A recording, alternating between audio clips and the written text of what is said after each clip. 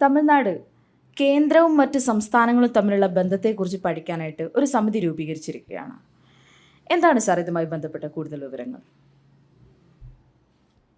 അഖില, നമുക്കറിയാവുന്നതുപോലെ തമിഴ്നാട് സർക്കാരും കേന്ദ്ര സർക്കാരും തമ്മിൽ അത്ര രസത്തിലുള്ള ബന്ധമല്ല കഴിഞ്ഞ കുറേ നാളുകളായിട്ട് എന്ന് നമുക്കറിയാം. ഇപ്പോൾ പലപ്പോഴും പല വിഷയങ്ങൾ ഈ രണ്ട് സർക്കാരുകൾ തമ്മിലുണ്ടാകാറുണ്ട്, അഥവാ BJPയും DMKയും തമ്മിലുണ്ടാകാറുണ്ട്. പലപ്പോഴും സംസ്ഥാനത്തിൻ്റെ പല അവകാശങ്ങളിലേക്കും അനാവശ്യമായിട്ട് ഗവർണറെ ഉപയോഗിച്ചുകൊണ്ട് കേന്ദ്ര സർക്കാർ അഥവാ BJP അഥവാ RSS കൈകടത്തുന്നു എന്ന രീതിയിലത്തേക്കുള്ള വളരെ ശക്തമായിട്ടുള്ള ഒരു വിമർശനമാണ് മുഖ്യമന്ത്രി സ്റ്റാലിൻ്റെ ഭാഗത്തു നിന്നുണ്ടാകുന്നത്. പലപ്പോഴും സമാനമായി ചിന്തിക്കുന്ന സംസ്ഥാനങ്ങൾ എന്ന രീതിയിൽ കേരളവും തമിഴ്നാടും ആ ഒരു വിഷയത്തിൽ പലപ്പോഴും സഹകരിക്കുന്നത് നമ്മൾ കണ്ടിട്ടുള്ളതാണ്. കേന്ദ്രത്തിൻ്റേത് ഫാഷിസ്റ്റ് നടപടിയാണ്, സംസ്ഥാനങ്ങളുടെ അവകാശങ്ങളെ പരിഗണിക്കുന്നില്ല, അവരുടെ അധികാര പരിധിയിലേക്ക് കടന്നു കയറുന്നു എന്നൊക്കെയുള്ള നിരവധി വാദങ്ങൾ കേരള മുഖ്യമന്ത്രിയുടെ ഭാഗത്തു നിന്നും അതേപോലെ തന്നെ തമിഴ്നാട് മുഖ്യമന്ത്രിയുടെ ഭാഗത്തു നിന്നും ഉണ്ടാകുന്നത് നമ്മൾ കണ്ടിട്ടാണ്. അപ്പോൾ അതേപോലെ തന്നെയാണ് ഇപ്പോൾ പല കേന്ദ്ര നിയമങ്ങൾ ഉണ്ടാകുന്ന സമയത്ത് അതിനെതിരെയുള്ള പല പ്രമേയങ്ങളും ഈ രണ്ട് സംസ്ഥാനങ്ങളും പാസ്സാക്കുന്നതും നമ്മൾ കാണുന്നുണ്ട്. അപ്പോൾ അതിലിപ്പോൾ ഏറ്റവും അവസാനം നടന്നിരുന്നത് തന്നെ കേരളവും തമിഴ്നാടും ഒരേപോലെ തന്നെയുള്ള ചില വിഷയങ്ങളിൽ ചില നിയമനിർമ്മാണങ്ങൾ നടത്തുന്നു. ഉദാഹരണത്തിന് യൂണിവേഴ്സിറ്റികളുമായി ബന്ധപ്പെട്ട് ചാൻസലർ ആരായിരിക്കണം, വൈസ് ചാൻസലറെ നിയമിക്കാനുള്ള അധികാര പരിധി ആർക്കായിരിക്കണം, അതിൻ്റെ സെർച്ച് കമ്മിറ്റിയിലും മറ്റും കോമ്പസിഷൻ എങ്ങനെയായിരിക്കണം, സർക്കാരിൻ്റെ പ്രതിനിധി ഉണ്ടാകണമോ വേണ്ടയോ, ഉണ്ടെങ്കിൽ എന്താണ് അധികാര പരിധി, അതിൽ ആർക്ക് കൂടുതൽ പ്രാമുഖ്യം കിട്ടുന്ന രീതിയിലേക്കുള്ള ഒരു കോമ്പസിഷനാണ് വേണ്ടത്, തുടങ്ങിയ ഒരുപാട് കാര്യങ്ങൾ ഈ നിയമങ്ങളുടെ ഭാഗമായിട്ടുണ്ട്. ഈ നിയമങ്ങൾ പാസ്സാക്കുന്നത് പൊതുവെയുള്ള വിദ്യാഭ്യാസത്തിൻ്റെ കാര്യത്തിൽ അല്ലെങ്കിൽ ഉന്നത വിദ്യാഭ്യാസത്തിൻ്റെ കാര്യത്തിലോ നമ്മുടെ നാട്ടിലുള്ള വിദ്യാർത്ഥികളുടെ താല്പര്യപ്രകാരമോ അവരുടെ രക്ഷിതാക്കളുടെ ഇൻട്രസ്റ്റിലാണോ എന്നൊക്കെ ചോദിച്ചു കഴിഞ്ഞാൽ അതിൽ വലിയ സംശയങ്ങളുണ്ട്. കാരണം അവിടെ കൃത്യമായ രീതിയിലത്തേക്കുള്ള ഒരു ബാലൻസ് നഷ്ടപ്പെടുന്നുണ്ടോ, പൂർണ്ണമായിട്ടും സംസ്ഥാനത്തിൻ്റെ രാഷ്ട്രീയത്തിനനുസൃതമായ രീതിയിലത്തേക്കുള്ള നിയമനങ്ങൾക്ക് വേണ്ടിയിട്ടുള്ള ഒരു മാർഗമാണോ ഇവർ സൃഷ്ടിക്കുന്നത്, തുടങ്ങിയതൊക്കെ തന്നെ ഡിബേറ്റബിൾ ആണ്. ഇപ്പോൾ കേരളത്തിൽ ഇതേപോലെ കുറേ നിയമങ്ങൾ പാസ്സാക്കുന്നു, അതേപോലെ തന്നെ തമിഴ്നാട്ടിൽ നിയമങ്ങൾ പാസ്സാക്കുന്നു. പക്ഷേ ഈ ബില്ലുകളെല്ലാം തന്നെ ഗവർണറുടെ അനുമതിയോടുകൂടി മാത്രമേ അത് നിയമമാകുകയുള്ളൂ. അപ്പോൾ ഗവർണറുടെ പക്കലേക്ക് പോകുന്ന സമയത്ത് ഗവർണർമാർ, ഇവിടെ ആരിഫ് മുഹമ്മദ് ഖാൻ ആയിരുന്ന സമയത്തും തമിഴ്നാട്ടിൽ RN രവി ആയിരിക്കുന്ന സമയത്തും ഈ രണ്ടുപേരും ഇതിൽ കുറേ മാസങ്ങളോളം തീരുമാനങ്ങളൊന്നും എടുത്തില്ല. തീരുമാനങ്ങൾ എടുക്കാതെ ഇവിടെ വെക്കുന്നു, ഒരു പോക്കറ്റ് വീറ്റോ അധികാരം എന്നൊക്കെ പറയാവുന്ന രീതിയിലത്തേക്ക് അവരതിനെ അങ്ങനെ വെച്ചു. പിന്നീട് അതിനെ തുടർന്ന് ഈ രണ്ട് സംസ്ഥാനങ്ങളും കോടതികളിലേക്ക് പോയി. കോടതിയിൽ പോയതിനു ശേഷം ഞങ്ങൾക്ക് നിയമസഭ പാസ്സാക്കിയിരിക്കുന്ന ബില്ലാണ്, അതുകൊണ്ട് അത് നിയമമാകേണ്ടതുണ്ട്, അതാണ് ജനതാല്പര്യം, എങ്കിൽ മാത്രമേ ജനാധിപത്യം ഇവിടെ സംരക്ഷിക്കപ്പെടുകയുള്ളൂ. അപ്പോൾ ഗവർണർ ഇവിടെ കേന്ദ്രത്തിൻ്റെ താല്പര്യത്തിനനുസരിച്ചിട്ട് നിയമസഭ പാസ്സാക്കിയിരിക്കുന്ന ബില്ലിനെ നിയമമാക്കാതെ തടഞ്ഞു വെക്കുകയാണ്, അതിന് സമയപരിധിയൊന്നും കോൺസ്റ്റിറ്റ്യൂഷനിൽ ഇല്ല, അതുകൊണ്ട് ഇടപെടണം എന്നൊക്കെ തന്നെയാണ് കേരളത്തിൻ്റെയും ഡിമാൻഡ്, തമിഴ്നാടിൻ്റെയും. ഇപ്പോൾ തമിഴ്നാടിൻ്റെ കേസിൽ ഏതാണ്ട് 10 ബില്ലുകളാണ്. ആ 10 ബില്ലുകളും അവിടെ തടഞ്ഞു വെച്ചിരിക്കുന്ന കാര്യത്തിനെ പരിഗണിക്കുമ്പോൾ സുപ്രീം കോടതി തന്നെ ഈ വിഷയത്തിൽ പറഞ്ഞിരിക്കുന്നത് ഗവർണർക്ക് ഇങ്ങനെ ഒരു പോക്കറ്റ് വീറ്റോ അധികാരമില്ല. അങ്ങനെ നിയമസഭ പാസ്സാക്കുന്ന ഒരു പ്രമേയമല്ല, ഇവിടെ ബില്ലാണ്, ബില്ലിനെ അങ്ങനെ അനിയന്ത്രിതമായിട്ട് പിടിച്ചു വെക്കാനുള്ള അധികാരമില്ല, അതുകൊണ്ട് തന്നെ ഇതിന് കൃത്യമായിട്ടുള്ള ചില സമയം മാനദണ്ഡമായിട്ട് വെക്കേണ്ടതുണ്ട് എന്ന് പറഞ്ഞുകൊണ്ട് ആർബിട്രറി ആയിട്ട് സുപ്രീം കോടതി ഒരു തീരുമാനമെടുക്കുകയാണ്. അപ്പോൾ ആ തീരുമാനപ്രകാരമാണ് അനുവാദം നൽകാൻ ഉള്ള നിയമങ്ങളാണെങ്കിൽ അത് 1 മാസത്തിനുള്ളിൽ എടുക്കണമെന്നും, അതല്ല മറ്റു തരത്തിലുള്ള റെഫർ എന്തെങ്കിലും ചെയ്യണമെങ്കിൽ ഇപ്പോൾ പ്രസിഡന്റിനെ റെഫർ ചെയ്യുക, അതല്ല എങ്കിൽ അത് തിരിച്ചയക്കുക തുടങ്ങിയ അദ്ദേഹത്തിൻ്റെ മറ്റ് കോൺസ്റ്റിറ്റ്യൂഷണൽ പവേഴ്സ് അത് എക്സിക്യൂട്ട് ചെയ്യുന്നതിന് 3 മാസം പരിധി എന്ന രീതിയിലത്തേക്ക് സമയക്രമം വെച്ചു. ഇതിങ്ങനെ വെക്കാനുള്ള അധികാരം സുപ്രീം കോടതിക്ക് ഉണ്ടോ ഇല്ലയോ എന്നുള്ളത് വീണ്ടും ഒരു തർക്ക വിഷയമാണ്. കാരണം ഭരണഘടന അങ്ങനെ ഇത്ര സമയത്തിനകം ഗവർണറോ അല്ലെങ്കിൽ രാഷ്ട്രപതിയോ ഏതെങ്കിലും ഒരു ബില്ലിൽ തീരുമാനമെടുക്കണമെന്ന് പറയുന്നില്ല.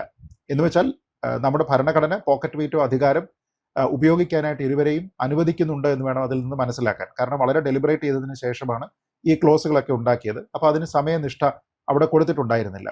പക്ഷേ സുപ്രീം കോടതി അക്കാര്യത്തിൽ തീരുമാനമെടുക്കുന്നു. സുപ്രീം കോടതിക്ക് അങ്ങനെ ഭരണഘടനയെ തിരുത്താനായിട്ട് സാധിക്കുമോ എന്നൊരു ചോദ്യമുണ്ട്. കാരണം ഭരണഘടനയിൽ അത്തരത്തിലുള്ള മാറ്റങ്ങൾ വരണമെന്നുണ്ടെങ്കിൽ 2/3 ഭൂരിപക്ഷം പാർലമെന്റിൽ ഉണ്ടായേ മതിയാകും.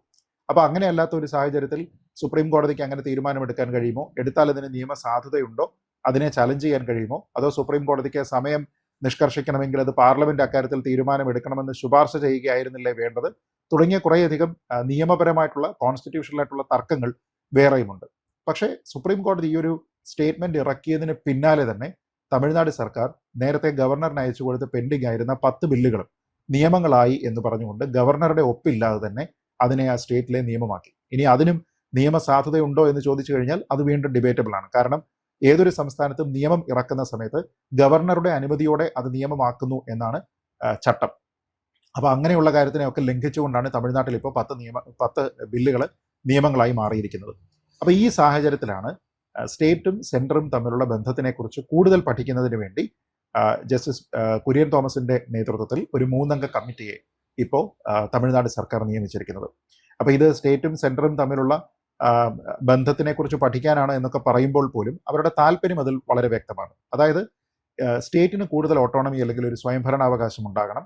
സ്റ്റേറ്റിൻ്റെതായിട്ടുള്ള പല വിഷയങ്ങളിലേക്കും സെൻറ്റർ കടന്ന് കയറുന്ന രീതിയിലത്തേക്കുള്ള ഒരു പ്രവണതയുണ്ട്, അതിനെ ഇല്ലാതെയാക്കണം.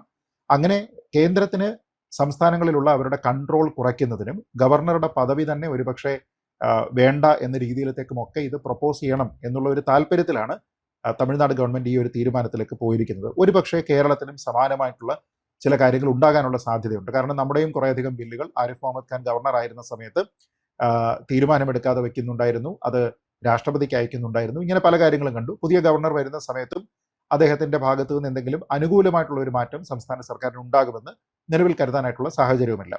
അപ്പോൾ ഈ സാഹചര്യത്തിലാണ് ഈ പറയുന്നത് പോലെ ഒരു പുതിയ കമ്മിറ്റി ഉണ്ടാകുന്നത്, ഒരു 3 അംഗ കമ്മിറ്റി ഉണ്ടാകുന്നത്. പക്ഷേ ഈ കമ്മിറ്റി ഉണ്ടാകുന്നത് കൊണ്ട് എന്തെങ്കിലും പ്രത്യേകിച്ച് പ്രയോജനമുണ്ടോ എന്നുള്ള ചർച്ചയാണെങ്കിൽ നമ്മൾ തിരിച്ചു പോകേണ്ടത് 1969 അന്ന് DMK തന്നെ ഭരിക്കുന്ന സമയത്ത് കരുണാനിധിയാണ്, സ്റ്റാലിൻ്റെ അച്ഛനാണ് അന്ന് മുഖ്യമന്ത്രി.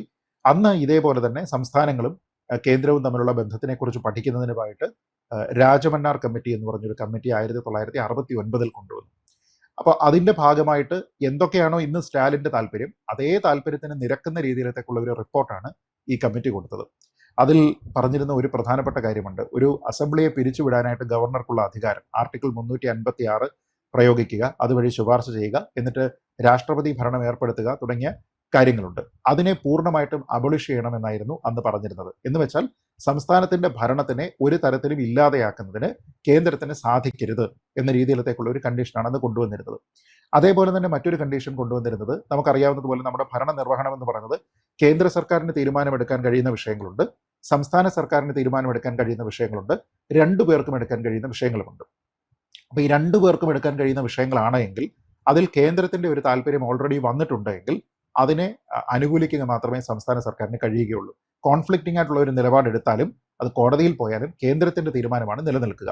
അപ്പോൾ ഇപ്പോൾ സർക്കാരിനെ സംബന്ധിച്ചിടത്തോളം തമിഴ്നാട്ടിൽ കൂടുതൽ സ്വയംഭരണം ഉണ്ടാകണമെങ്കിൽ കേന്ദ്രത്തിൻ്റെ പരിധിയിലുള്ള വിഷയങ്ങളുടെ എണ്ണം കുറയ്ക്കുക. അപ്പോൾ നേരത്തെ ഇപ്പോൾ വിദ്യാഭ്യാസം പോലെയുള്ള പല കാര്യങ്ങൾക്കും സംസ്ഥാനത്തിന് കൂടുതൽ താല്പര്യം ഉണ്ടായിരുന്നതിനെ പിന്നീട് മാറ്റിയിട്ടുണ്ട് എന്ന കേന്ദ്രത്തിൻ്റെ താല്പര്യത്തിലേക്ക് മാറ്റിയിട്ടുണ്ട് എന്നതിനെയൊക്കെ തന്നെ പുനഃസ്ഥാപിച്ചുകൊണ്ട് പൂർണ്ണമായിട്ടും അങ്ങനെയുള്ള വിഷയങ്ങളിൽ സംസ്ഥാനത്തിന് അവകാശം കിട്ടണം എന്ന രീതിയിലത്തേക്കുള്ള ഒരു താല്പര്യമാണ് അന്ന് രാജമന്നാർ കമ്മിറ്റി പ്രകടിപ്പിച്ചിരുന്നത്. അതേപോലെ തന്നെ ഒരു സംസ്ഥാനത്ത് ഗവർണറെ നിയമിക്കുന്ന സമയത്ത് അത് സംസ്ഥാന സർക്കാരിനോട് കൂടിയാലോചിച്ചിട്ട് വേണം ഒരാളിനെ പ്രപ്പോസ് ചെയ്യാൻ എന്ന രീതിയിലത്തേക്കുള്ളൊരു കാര്യമുണ്ടായിരുന്നു. ഒരിക്കലും അങ്ങനെയല്ല നടക്കാറുള്ളതെന്ന് നമുക്കറിയാം. തീരുമാനം കേന്ദ്ര സർക്കാർ തന്നെയാണ് എടുക്കാറുള്ളത്.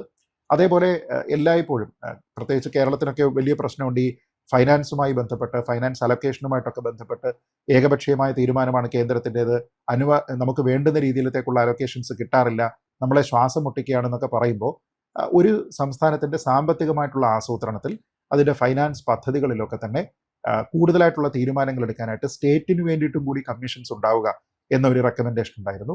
അങ്ങനെ സംസ്ഥാനങ്ങളും കേന്ദ്രവും തമ്മിലുള്ള ബന്ധത്തിനെ കൂടുതൽ സംസ്ഥാനങ്ങൾക്ക് സഹായകമാകുന്ന രീതിയിലത്തേക്ക് മാറ്റിയെടുക്കുന്ന പല നിർദ്ദേശങ്ങളുമാണ് രാജമന്നാർ കമ്മിറ്റിയിൽ ഉണ്ടായിരുന്നത്. പക്ഷേ അതിൽ ഒന്നുപോലും നടപ്പാക്കിയില്ല. കാരണം ഇത് നടപ്പാക്കണമെങ്കിൽ ആരാണ് നടപ്പാക്കേണ്ടത്? കേന്ദ്ര സർക്കാരാണ്. അന്ന് ഭരിച്ചിരുന്നത് BJP അല്ല, 69 കോൺഗ്രസ് ആണ്. പക്ഷേ കോൺഗ്രസ് പോലും ഈ ഒരൊറ്റ തീരുമാനവും നടപ്പാക്കാൻ പാടില്ല എന്ന രീതിയിലത്തേക്ക് വന്ന് അതിനെ റിജക്റ്റ് ചെയ്യുകയാണ് അന്നുണ്ടായത്. ഇപ്പോഴും തമിഴ്നാട് സർക്കാർ പറയുന്ന കാര്യങ്ങൾ നോക്കൂ. ഒന്ന്, ഗവർണറുമായിട്ടുള്ള പ്രശ്നമുണ്ട്. ഗവർണർ പദവി തന്നെ അവിടെ താല്പര്യപ്പെടുന്ന ഒരു സർക്കാരല്ല DMK സർക്കാർ. ഗവർണറുടെ ഒപ്പോടുകൂടിയിട്ടല്ല നിയമം നടപ്പാക്കേണ്ടത്, ഞങ്ങൾക്ക് തന്നെ തീരുമാനമെടുക്കാം എന്ന് പറയുന്നുണ്ട്. അങ്ങനെ ഗവർണർ എന്ന് പറയുന്ന പദവി അബോളിഷ് ചെയ്യുക എന്ന രീതിയിലത്തേക്ക് തന്നെയുള്ള ഒരു റെക്കമെൻഡേഷന് വേണ്ടിയിട്ടാണ് അവരിപ്പോഴും ശ്രമിക്കുന്നത്. പിന്നെ നമ്മൾ നേരത്തെ പറഞ്ഞതുപോലെ കേന്ദ്രത്തിന് അധികാരമുള്ള കാര്യങ്ങൾ, ഇപ്പം എഡ്യൂക്കേഷൻ പോളിസി എന്ന് പറയുന്നതിന് കേന്ദ്രം മൊത്തത്തിൽ എഡ്യൂക്കേഷൻ പോളിസീസ് കൊണ്ടുവരുന്നുണ്ട്. പക്ഷേ അതുമായി ബന്ധപ്പെട്ട് തമിഴ്നാടിന് കുറേയധികം പ്രശ്നങ്ങളുണ്ട്. അതിൽ ത്രിഭാഷ വരുന്ന സമയത്ത് അതിൽ ഹിന്ദി പഠിക്കേണ്ടി വരുമോ എന്നുള്ള ഒരു കൺസേൺ അവർക്കുണ്ട്. പിന്നെ നീറ്റ്, പലപ്പോഴും തമിഴ്നാട് തന്നെ നീറ്റ് എന്ന് പറയുന്നത് CBSE ഓറിയൻറ്റഡ് ആയിട്ടുള്ള സിലബസ് ആണ്. വരേണ്യവർഗത്തിൽപ്പെട്ട ആൾക്കാരുടെ കുട്ടികൾക്ക് മാത്രം അഡ്മിഷൻ കിട്ടുന്ന ഒരു സംവിധാനമായിട്ട് അത് മാറുന്നുണ്ട്.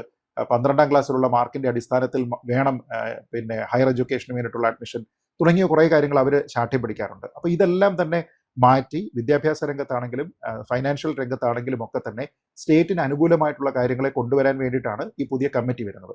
പക്ഷേ ഫലത്തിൽ നേരത്തെ ഉണ്ടായിരുന്ന രാജമന്നാർ കമ്മിറ്റിയുടെ ഗതി തന്നെയാകും, അല്ലെങ്കിൽ അതിന് എന്ത് സംഭവിച്ചോ അത് തന്നെയാകും ഈ കമ്മിറ്റിക്കും ഉണ്ടാവുക. കാരണം ഇവരെന്തൊക്കെ തീരുമാനങ്ങൾ കൊണ്ടുവന്നാലും അത് അപ്രൂവ് ചെയ്തിട്ട് ഇപ്പോൾ കേന്ദ്രത്തിൻ്റെ ലിസ്റ്റിലുള്ള ഒരു കാര്യത്തിനെ സംസ്ഥാനത്തിൻ്റെ ലിസ്റ്റിലേക്ക് മാറ്റണമെങ്കിൽ ആ തീരുമാനമെടുക്കേണ്ടത് കേന്ദ്ര സർക്കാരാണ്. അതിന് അനുമതി കിട്ടേണ്ടത് പാർലമെൻറ്റിൻ്റെതാണ്. അപ്പോൾ ആ രീതിയിലത്തേക്കുള്ള ഒരു തീരുമാനവും ഇവരിത് എടുത്താലും നടപ്പാകാൻ പോകുന്നില്ല. പക്ഷേ ഇതിന് ചെയ്യുന്നതിന് രാഷ്ട്രീയമായിട്ടുള്ള ലക്ഷ്യങ്ങളുണ്ട്. അതായത് കേന്ദ്ര സർക്കാർ ഞങ്ങളെ വീർപ്പുമുട്ടിക്കുകയാണ്, അവരുടെ രാഷ്ട്രീയത്തിൽ നിന്ന് വിഭിന്നമാണ് ഞങ്ങളുടേത് എന്നതുകൊണ്ട് ഞങ്ങളെ അവർ ആക്രമിക്കുകയാണ്, അതുകൊണ്ട് സംസ്ഥാനത്തിൻ്റെ സ്വയംഭരണത്തിന് വേണ്ടി ഞങ്ങളിതാ മാതൃകയാകുന്നു എന്ന രീതിയിലത്തേക്ക് പറയാനും ഒരുപക്ഷെ BJP ഇതര സർക്കാരുകളെ സമാനമായിട്ടുള്ള കാര്യങ്ങൾക്ക് പ്രേരിപ്പിക്കാനും വേണ്ടിയിട്ടാണ് സ്റ്റാലിൻ ഇത് ചെയ്യുന്നത്. പക്ഷേ ഇതിൻ്റെ ഫലമെന്ന് വെച്ചാൽ പ്രത്യേകിച്ച് ഒന്നും ഗുണമുണ്ടാകാൻ പോകുന്നില്ല എന്നുള്ളതാണ് ഇതിൻ്റെ എൻഡ് റിസൾട്ടായിട്ട് വരിക. Thank you sir. കൂടുതൽ വാർത്തകളും വിശേഷങ്ങളും നിങ്ങളിലേക്ക് എത്താൻ ABC മലയാളം സബ്സ്ക്രൈബ് ചെയ്യുക, ബെൽ ബട്ടണും അമർത്തുക.